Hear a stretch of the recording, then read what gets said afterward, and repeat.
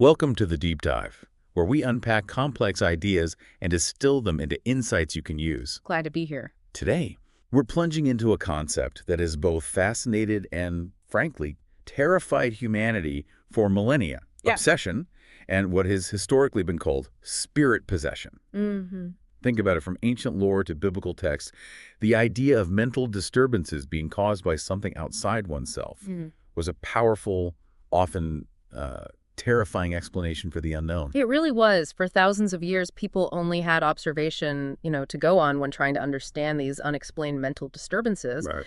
Without modern psychology, things like, say, hysteria were easily misinterpreted. People thought it was genuine spirit control, maybe even diabolism. Yeah, that left us with a really complex legacy, didn't it? Where appearances could be, well, deeply deceiving. Absolutely. So our mission today isn't really to prove or disprove psychic phenomena, but more to clarify how these profound personal experiences, whether you label them obsession or possession, bear directly on an individual's psychological integration. We're going to explore the historical context, dive into different interpretations, identify the critical warning signs of destructive experiences. And uncover some surprising, actually very practical causes for what feels like external interference. Exactly. Ultimately, this deep dive is all about pathways to self-mastery. And we've drawn our insights today from an incredibly rich audio lecture. It really gets to the heart of how obsession manifests in the human experience, blending historical perspective with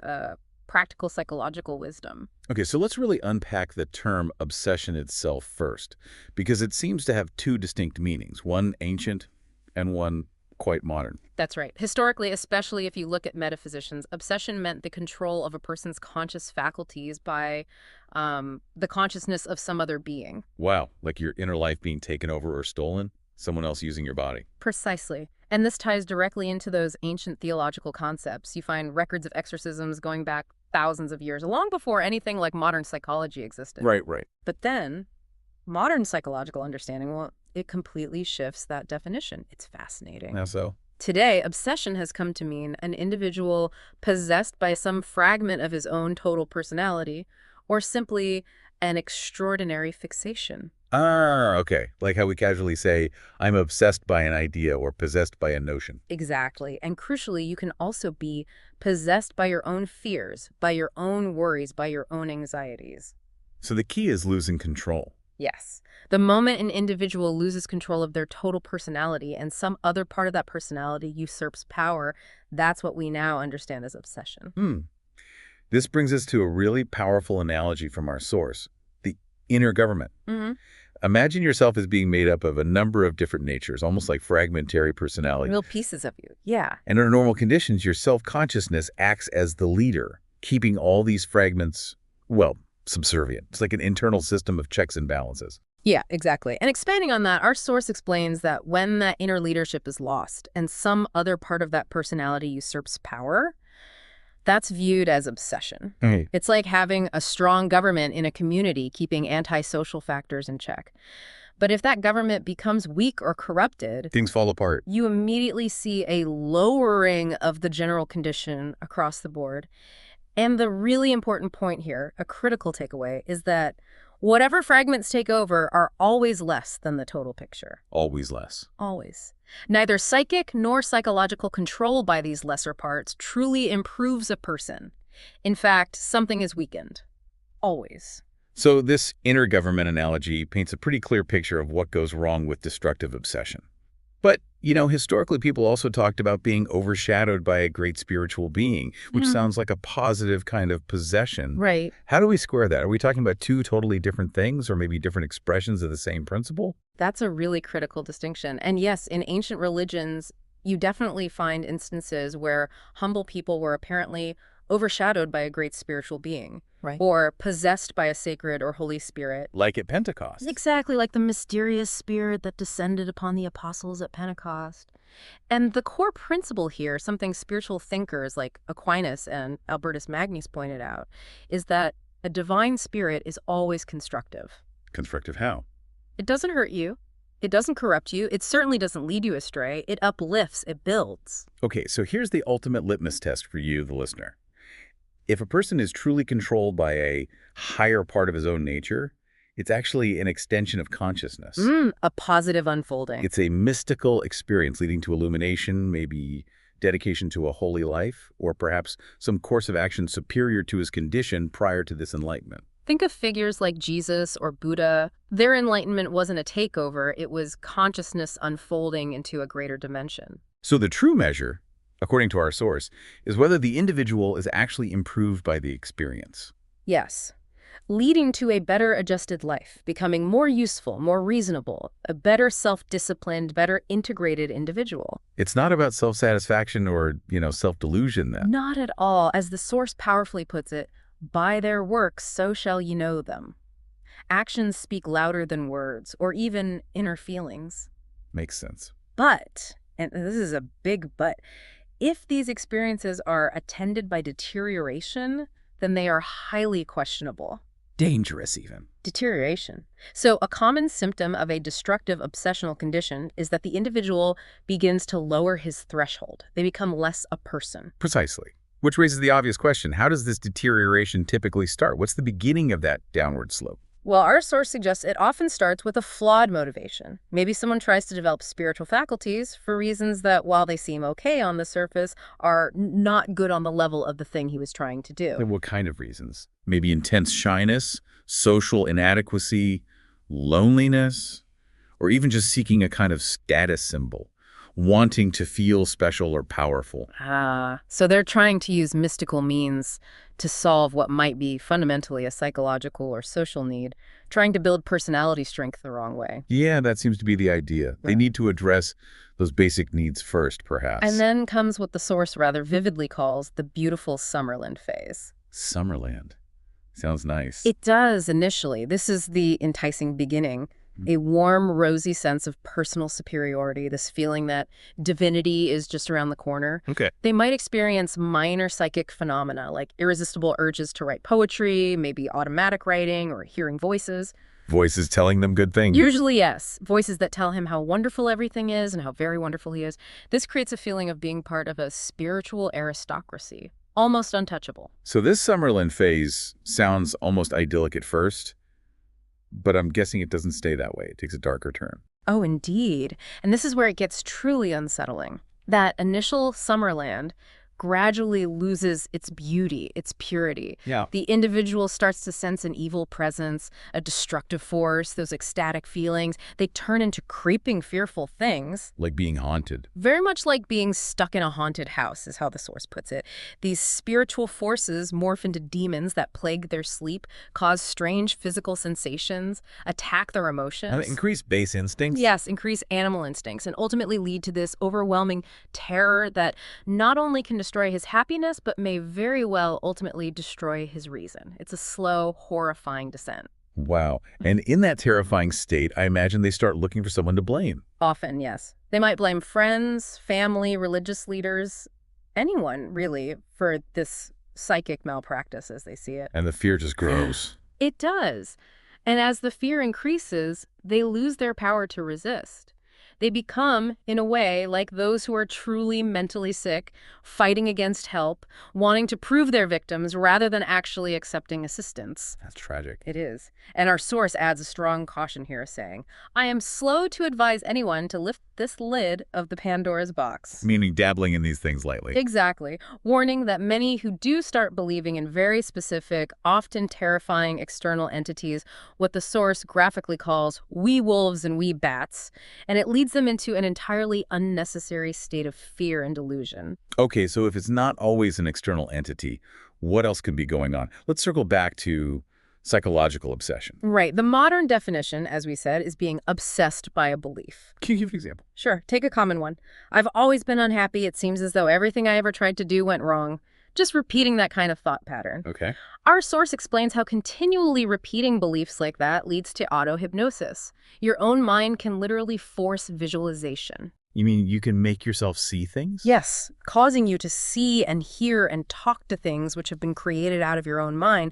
You genuinely see the ghost because your own consciousness produced it. And that just perpetuates the whole condition. And that connects to something really surprising our source mentioned, doesn't it?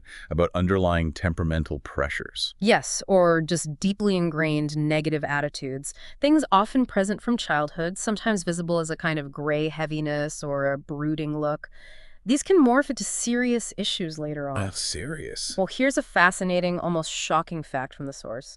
Childhood tantrums can actually lay the groundwork for something as serious as hysteria later in life. Hysteria. Yes, and hysteria can cause someone to be factual and actually blind, even if their eyes are perfectly healthy, or develop hysterical diabetes, high blood sugar without actual diabetes. Wow. Deafness. Paralysis. Those too. And those stories you hear of miraculous recoveries. Often, the source suggests, it's because the person miraculously got over something he never had. The root was purely psychosomatic. So hysteria affects the whole mental balance. It affects the entire psychic integration, yes. The complete harmony and balance of the mind. This also seems to link back to the role of religious beliefs and despair. Definitely. Individuals in this kind of trouble might belong to religious movements that strongly believe in this, in demons and external forces. And maybe they've been threatened? Possibly. Threaten perhaps the sufferer with some penalty for disobedience. Or, conversely, they might just be religiously bewildered, lacking firm foundations and real philosophical understanding. And there's a difference in how they react. A profound one. Someone with a strong philosophical grounding, when in trouble, tends to ask, "What have I done that is wrong?" They look inward. Whereas the bewildered... They often ask, "Who is hurting me when I don't deserve it?" They look outward for blame. The desperation factor. Exactly. Present continuing adversity coupled with internal despair can drive people to seek desperate methods of escape. And this can lead straight into unreasonable negative fears, especially if their own nature is already fear-ridden. Okay, so we've talked psychology, beliefs.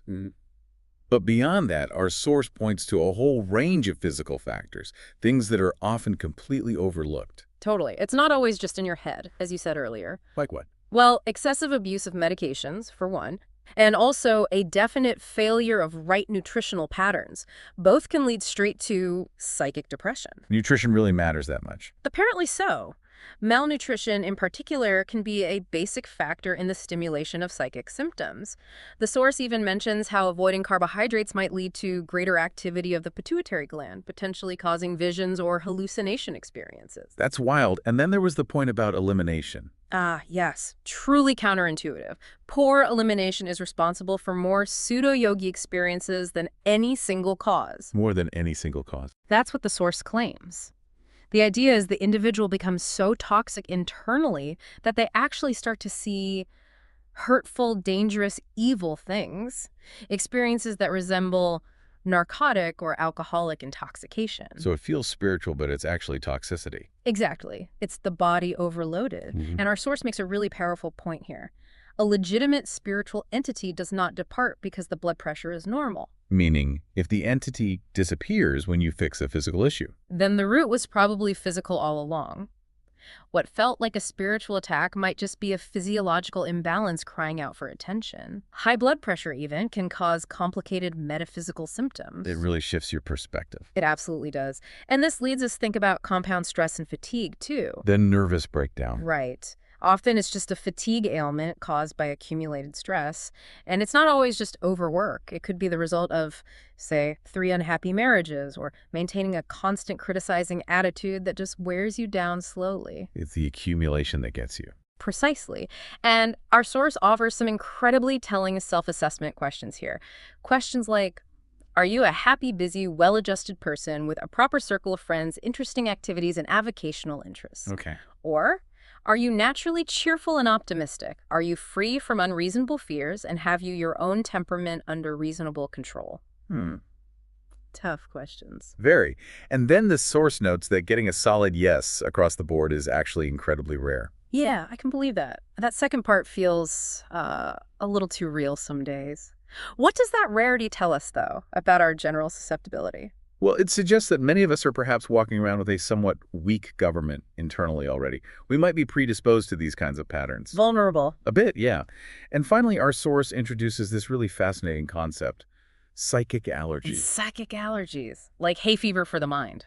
Kind of. Just like your body might react badly to pollen, our minds can have these profound negative reactions to certain emotional or mental triggers, things we particularly resent. Things that just set you off. Exactly. And when you're exposed to them, it can cause a definite psychic convulsion, making you feel genuinely sick or like you're under attack, even though the reaction is entirely internal.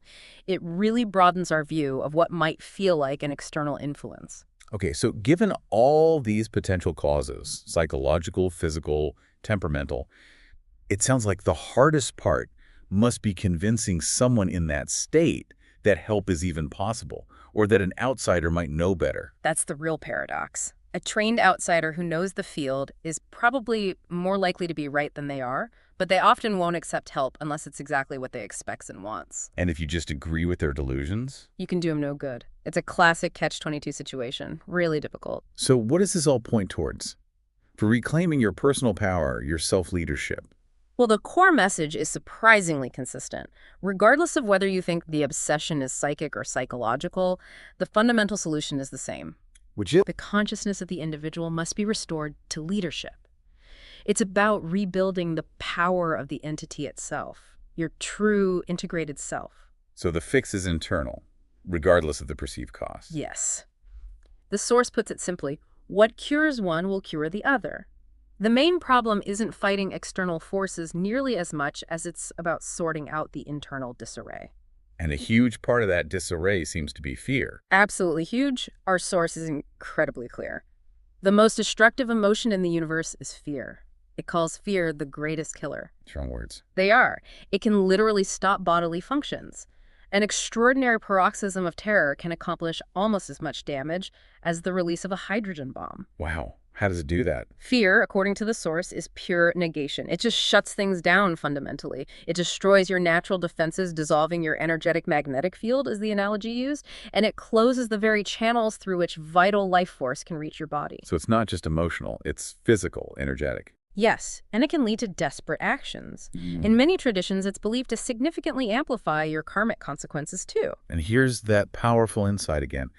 The source calls fear the real name of the devil in ancient times. Exactly, because fear lowers your defenses, making you wide open to every negative factor. Like jealousy, worry. Jealousy, worry, criticism, hate, self-pity, selfishness. When enough of these negatives build up, the individual simply ceases to be an individual. Ceases to be. They become a kind of vacuum, or like a derelict drifting ship, just adrift in their own negativity, lost at sea. And when one of those fragmented lesser vehicles takes over, as the source puts it, morality tends to lower. And you see physical demoralization too. The body itself can become sloppy, hopeless, no longer effective. It really is like a poor government leading to the decay of an empire, but it's your internal empire. So if fear is the great destroyer, what's the antidote? Faith is the universal medicine. That's the direct quote. If a person declines to fear, then no negative factor can get very close to him. Declines to fear. Easier said than done sometimes. Of course. But the ancients understood this principle. If someone was literally frightening himself to death, they were given a courage potion. Like a magic potion. Well, it could be anything, really. An amulet, a prayer, meditation, anything designed to instill belief in some kind of moral force in nature which can help them. So it's the belief that matters. Yes. This new courage empowers them to say, I can control this situation. I can master it. I am bigger than this situation. It shifts the internal state. And this applies broadly. Absolutely. Religion gives faith in God. Philosophy gives faith in truth or a faith in right. Science gives a faith in skill. Even a placebo, like a bread pill or a cornstarch capsule, works primarily because the patient is frightened, not necessarily physically sick in that specific way. The faith in the treatment activates healing. Okay. But for severe cases, it's not just a magic pill, right? No, definitely not. For severe cases, it's described as a rather long and thorough process of rehabilitation, much like recovering from an addiction. It requires real, sincere, continuing personal effort. No shortcuts. So the path forward, then, is pretty clear. The individual has to be lifted out of every negative pattern. Yeah. They need to be brought back into self-respect, self-discipline, and reasonable coordination. That's the goal. And this comes from cultivating things like philosophic insight, culture, education, art, anything that helps to normalize the life. It's about becoming greater than the problem. Exactly. And ultimately, the source reminds us all the great systems of enlightenment, of religion and philosophy, and of the higher aesthetic arts and sciences were created to assist the individual in two ways. Which are? First, assist him to maintain proper self-leadership, and second, to help him to restore proper self-leadership if it is lost. They are tools for building and rebuilding that inner government. So wrapping this up, we've journeyed through quite a bit today. Historical interpretations, the crucial differences between constructive and destructive experiences. And explored those multifaceted underlying causes, from psychological states like auto-hypnosis and hysteria to physical health issues like nutrition and toxicity, even stress and temperament. Yeah, and what we've consistently seen is that what often feels like some kind of external torment can maybe surprisingly stem from internal disarray or those overlooked physical imbalances. It really challenges common assumptions. And this leaves us with a powerful thought for you, the listener, to consider. The ultimate solution to what feels like possession, whether you think it's external or internal, seems to boil down to one fundamental principle. Which is restoring that self-conscious mind to its rightful place of leadership, getting the true self back in charge. And that process is deeply intertwined with overcoming fear, isn't it? And cultivating profound self-discipline and faith. Faith not just in a higher power necessarily, but faith in oneself and faith in what is right and true. It's about recognizing that the part is always less than the whole. Yeah. And that real true power comes from the integrated self. So we encourage you to reflect. What areas in your own life might be suffering from a bit of a weak government? Where could things be stronger? Yeah. How can cultivating greater self-awareness and integration maybe fortify your own personal defenses? Perhaps what you sometimes perceive as external forces might actually be your own inner landscape calling out for some tender yet firm cultivation. Something to definitely think about.